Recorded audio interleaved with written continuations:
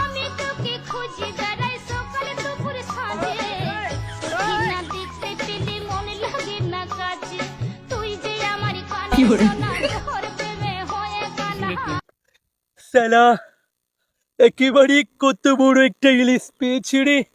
আজকে বৌদির সাথে একেবারে ভাজি করে মচমচ মচমচ করে চিবিয়ে খাবো।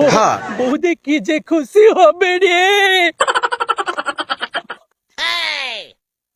কি যেন ওরা সুন্দর আমার থেকে কি সামলালি?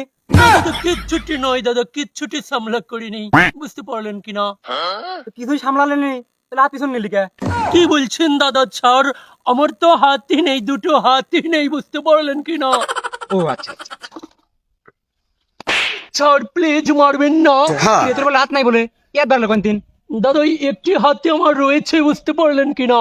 ঠিক আছে। ছাড়, মারবেন না। কি রে, তুই বাংলাদেশের ইলিশ পাচার করতেছিস? খারা শালা।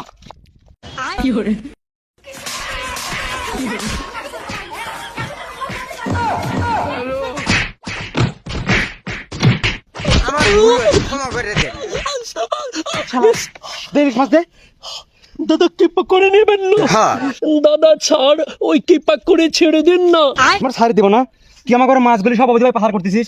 না দাদা, অবৈধভাবে পাচার করছি না, আমি পয়সা রুপিয়া দিয়েই ক্রয় করেছি, বুঝতে পারলেন কিনা? রুপিয়া দিয়ে ক্রয় করছে না? তুই জানিস নি আমার ঘরে দেশের মাছ কিনা বেচা সব অবৈধ অবৈধ? শালা তুমি পয়সা দিয়ে কিনছো না? দেখা বানতিন দাদা দিন না।